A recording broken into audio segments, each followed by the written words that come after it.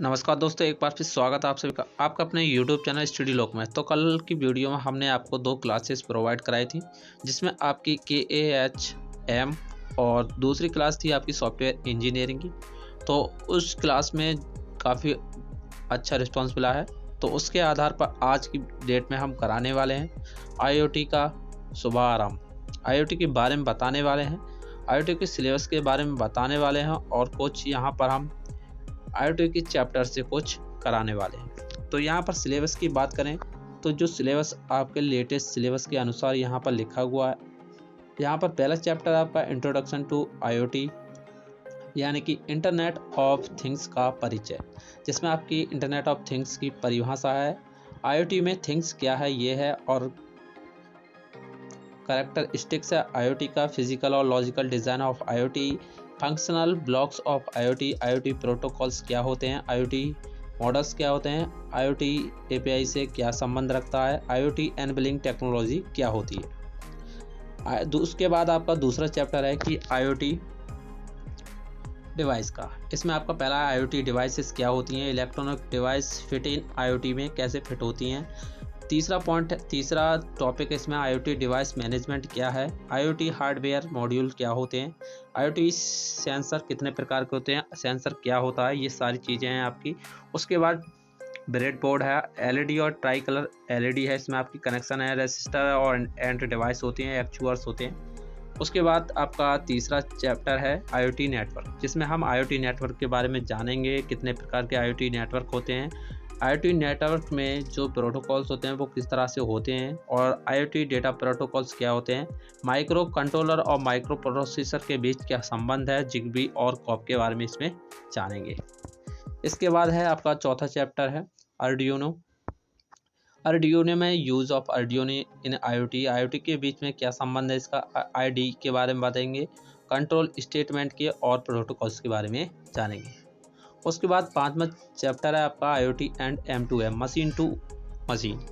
तो machine to machine जानेंगे, difference M2M और IoT में क्या संबंध है, SDN क्या है, NFV क्या है और WOT क्या है, ये सारी चीज़ें आपको वीडियो में बताई जाएंगी। उसके बाद यहाँ पर आपका चैप्टर स्टार्ट हो जाता है। चैप्टर फर्स्ट है आपका introduction to internet of things यानी कि IoT का परिचय। तो पहले परिचय से पहले हम बात कर लेते हैं IoT के इतिहास के बारे में कि IoT आखिर में आया कहाँ से, IoT का अर्थ क्या है, किसने स्थापना की, किसकी अवधारणा है, ये सारी डिटेल्स आपको इसमें देखने के लिए मिल जाएंगी। तो IoT के बारे में बात कर लेते हैं। तो IoT का जो पूरा नाम है वो इंटरनेट थिंग्स होता है, आपको पता होगा।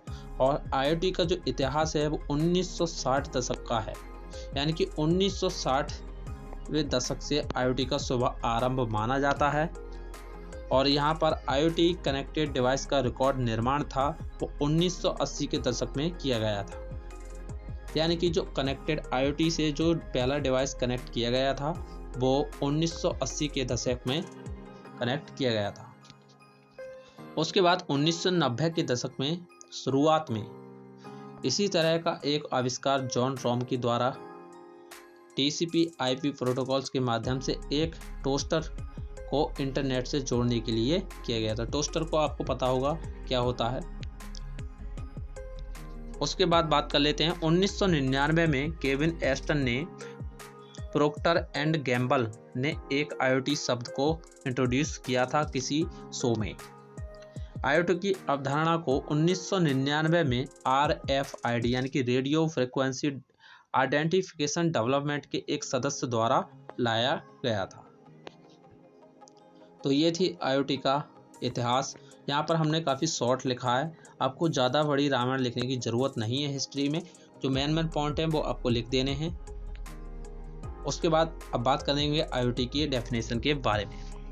तो इंटरनेट ऑफ थिंग्स आप इंटरनेट पे जितनी भी चीज़ें देखते हैं आजकल, मोबाइल वगैरह हो गए, आपके लैपटॉप टैबलेट वगैरह हो गए, ये सारी चीज़ें जो होती हैं वो इंटरनेट के साथ जुड़ी हुई होती हैं।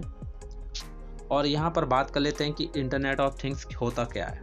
तो internet of things physical device का एक नेटवर्क है जो सॉफ्टवेयर, इलेक्ट्रॉनिक्स नेटवर्क और सेंसर के साथ एम्बेडेड मतलब जुड़े हुए हैं।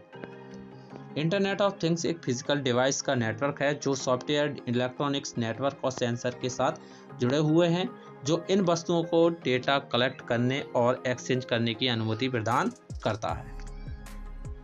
आईओटी का लक्ष्य कंप्यूटर, मोबाइल, टैबलेट जैसे मानक उपकरणों से अपेक्षाकृत शोर न करने वाले उपकरणों जैसे टोस्टर तक इंटरनेट कनेक्टिविटी का विस्तार करना है।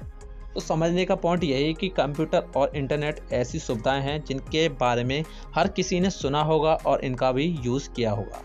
वहीं कंप्यूटर और इंटरनेट के साथ कई तरह की चीज़ें जुड़ी होती हैं जिनका प्रयोग हम करते हैं, लेकिन उनके बारे में हमें पता नहीं होता। टेक्नोलॉजी के क्षेत्र में विभिन्न प्रकार की वस्तुओं का निर्माण हो रहा है और इसी तरह से आपका internet of things. Internet of things IoT के इंटरनेट के माध्यम से जो भी उपकरण जोड़े जाते हैं उन्हीं को हम इंटरनेट ऑफ थिंग्स कहते हैं। तो बेसिकली कहा जाए यहाँ पर जो इंटरनेट ऑफ थिंग्स होती है वो फिजिकल डिवाइस कनेक्ट करने की एक सुविधा होती है। आपने देखा होगा कि जो आपके यानी कि मान लीजिए कोई भी वाईफाई है वो मोबाइल से कनेक्ट करते हैं, ये भी इंटरनेट ऑफ थिंग्स का जरिया है। टैबलेट वगैरह हो गए, मोबाइल वगैरह हो गए, और आगे हम बताने वाले हैं क्या क्या चीज़ें होती हैं। आईओटी उन उपकरणों का एक समूह है जो इंटरनेट से जुड़े हुए हैं, जैसे कि आप यहाँ पर देख सकते हैं, जैसे कि सेंसर आपका हो गया जो इंटरनेट ऑफ थिंग्स किसी वस्तुओं से जुड़ा हुआ है, सॉफ्टवेयर हो गया आपका, एक्चुअर्स हो गया, डिवाइस वगैरह ETC हो गए। ये सारी चीज़ें हैं जो इंटरनेट से कहीं ना कहीं जुड़ी हुई हैं। उसके बाद बात कर लेते हैं आईओटी प्राइवेसी और सिक्योरिटी इश्यू के बारे में। यानी कि इंटरनेट ऑफ थिंग्स में कभी कभी ऐसा होता है कि यहाँ पर कुछ सिक्योरिटी और सुरक्षा के भी मुद्दे आपको देखने के लिए मिल जाते हैं। तो यहाँ पर क्या होता है, पहला है कि डेटा एनक्रिप्शन। इसमें क्या होता है कि आईओटी एप्लीकेशन अत्यधिक डेटा एकत्र करते हैं। जब भी आप कोई भी इंटरनेट की सहायता से किसी भी चीज़ को कनेक्ट करोगे तो उसमें डेटा कलेक्ट होगा। उसके बाद डेटा पुनर्प्राप्ति यानी कि प्रोसेसिंग संपूर्ण आईओटी वातावरण का एक अभिन्न अंग है।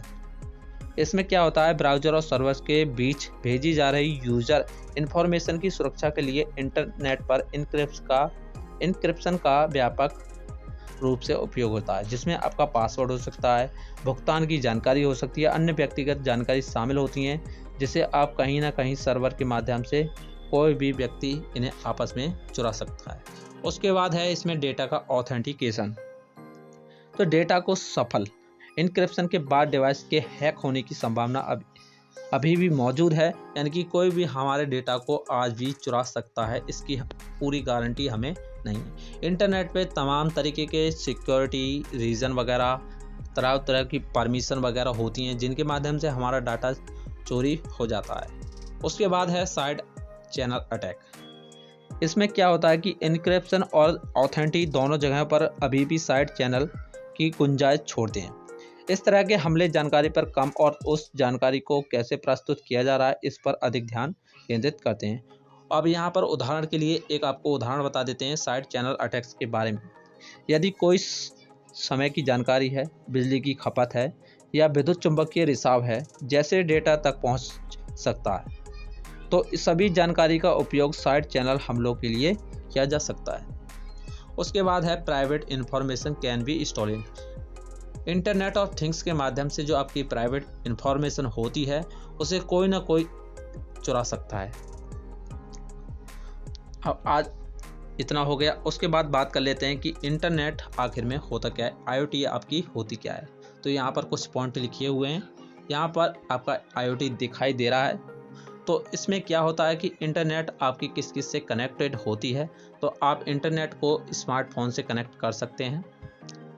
इंटरनेट ऑफ थिंग्स आप व्हीकल्स में देख सकते हैं।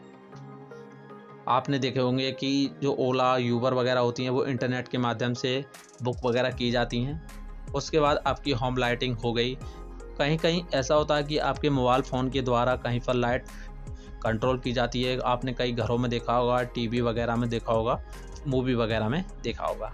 उसके बाद है होम एप्लियंस के वगैरह में जो भी आपकी घर की चीज़ें हो गई उनसे आप इंटरनेट के माध्यम से किसी भी चीज़ को कनेक्ट कर सकते हैं।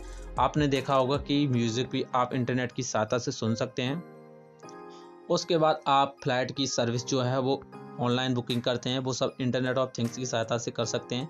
विश्लेषण भी किसी चीज़ की परीक्षण करते हैं आप, वो भी आप इंटरनेट की सहायता से कर सकते हैं। और जो ऑनलाइन शॉपिंग करते हैं वो भी आप इंटरनेट ऑफ थिंग्स की वजह से करते हैं। और आजकल आपने देखा होगा वियरेबल टेक्नोलॉजी, जैसे कि आपकी वॉच आ गई है, वो भी आपके कहीं ना कहीं मोबाइल से कनेक्टेड होती है। तो ये सारी चीज़ें आपके इंटरनेट ऑफ थिंग्स में कहीं ना कहीं यूज़ होती हैं। तो आपको अच्छी तरह से समझ में आ गया होगा कि इंटरनेट ऑफ थिंग्स आखिर में होती क्या है। उसके बाद यहाँ पर बात कर लेते हैं इंटरनेट ऑफ थिंग्स कैसे कार्य करता है, हाउ IoT वर्क्स। तो पूरी IoT process smartphone, smart watch, electronic device हो गए जैसे कि टीवी, वॉशिंग मशीन आदि उपकरण हो गए से शुरू होती है, जो आपको IoT प्लेटफॉर्म के साथ संवाद करने में मदद करती है। इस तकनीक का फ़ायदा तभी उठा सकते हैं आप जब आपके मोबाइल और डिवाइस के IP एड्रेस के साथ ये उपकरण कनेक्ट हो।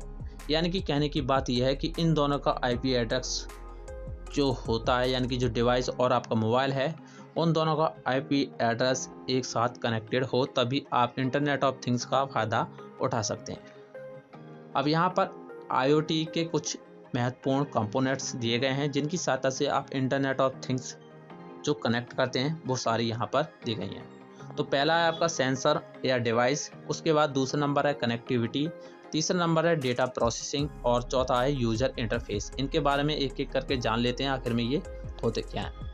तो सेंसर या डिवाइस, इससे क्या होता है कि आसपास के जो वातावरण होता है उसके बारे में आप लाइव डेटा एकत्र करने में मदद करता है।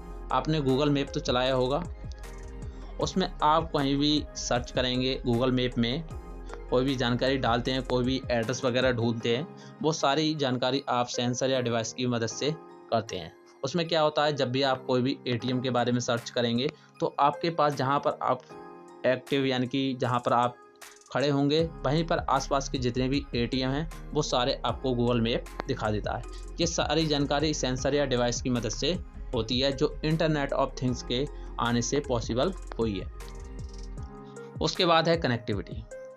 तो इसमें क्या होता है, जो भी आपका लाइव डेटा है वो सब यहाँ से जो एकत्र होता है ना, वो कलेक्टेड डेटा को क्लाउड में भेजा जाता है, यानी कि किसी जगह सेव किया जाता है। उसके बाद और फिर सेंसर को क्लाउड से जोड़ा जाता है, जैसे कि आपका ब्लूटूथ हो गया, वाईफाई हो गया, ये सारी जानकारी। उसके बाद है डेटा प्रोसेसिंग। जब डेटा एकत्र हो जाता है और क्लाउड में भेजा जाता है तो सॉफ्टवेयर एकत्रित डेटा पर प्रोसेसिंग करता है। उसके बाद है यूज़र इंटरफेस। यह एंड यूज़र की तरह उसकी जांच करता है, जो डेटा आपने किया है, इकट्ठा किया है, एकत्रित किया है, और प्रोसेसिंग के बाद यूज़र इंटरफेस के द्वारा उस डेटा की यहाँ पर जांच की जाती है। उसके बाद बात कर लेते हैं इसके लाभ और हानि के बारे में। तो यहाँ पर जो एडवांटेज की बात करें तो यहाँ पर पहला लाभ है इसका टेक्निकल ऑप्टिमाइजेशन, यानी कि तकनीकी अनुकूलन, इसका हिंदी रूपांतरण होता है। IoT टेक्नोलॉजी को बेहतर बनाने तथा उन्हें अधिक बेहतर बनाने में मदद करती है। दूसरा पॉइंट है इम्प्रूव्ड डेटा कलेक्शन, यानी कि बेहतर डेटा संग्रह।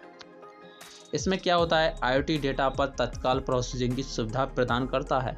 IoT में इतनी पावर होती है कि यहाँ पर आप बेहतर डेटा संग्रह पा सकते हैं। तीसरा पॉइंट है रिड्यूस वेस्ट। तो यहाँ पर जो होता है कि IoT रियल टाइम की जानकारी प्राप्त करता है। जो भी रियल टाइम आपका होता है उसके बारे में IoT आपको बिल्कुल सही जानकारी प्रदान करता है। चौथा पॉइंट है इम्प्रूव्ड कस्टमर एंगेजमेंट, यानी कि कस्टमर एक्सपीरियंस को बेहतर बनाने में ये सहायता देता है। पांचवा पॉइंट है रेवेन्यू। इससे से ज़्यादा रेवेन्यू प्राप्त होता है IoT के माध्यम से। 6 नंबर है एम्प्लॉय प्रोडक्टिविटी को बढ़ाने में सहायता प्रदान करता है। IoT के माध्यम से आपकी सेविंग्स मनी की हो सकती है और टाइम की भी हो सकती है।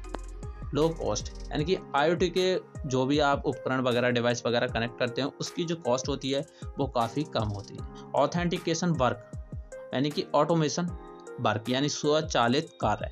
किसी भी कार्य को यहाँ पर अपने आप यहाँ पर रन कर सकते हैं, वो भी किसी डिवाइस की मदद से। मॉनिटरिंग, यानी कि IoT के माध्यम से आपने CCTV कैमरा देखा होगा, आप उसे मोबाइल के माध्यम से कनेक्ट कर सकते हैं और आप अपने घर की निगरानी कर सकते हैं। इसका ये सबसे बड़ा लाभ है। तो यहाँ पर हमने 10 एडवांटेज यहाँ पर लिखे हुए हैं। अगर आपकी एक भी भूल जाते हैं तो आपको बेसिकली यहाँ पर जो लिखे हुए हैं इन्हें आप याद कर सकते हैं। इसमें काफ़ी बना कर भी लिख सकते हैं, इसमें ज़्यादा लाभ लिखने की ज़रूरत नहीं है। अब बात कर लेते हैं इसके हानियों के बारे में। तो इसकी हानि सबसे पहले बात की जाए तो सिक्योरिटी की आती है। ऑथेंटिकेशन कंट्रोल, यानी कि जो आपकी इंटरनेट ऑफ थिंग्स होती है उसमें जो ऑथेंटिकेशन कंट्रोल होता है उसमें आप सारी चीज़ों को हो सकते हैं। ये सबसे बड़ी हानि है। दूसरी हानि इसकी है प्राइवेसी की, सुरक्षा को लेकर, गोपनीयता को लेकर कि इसमें आपका जो डेटा है वो एक्सपोज हो सकता है।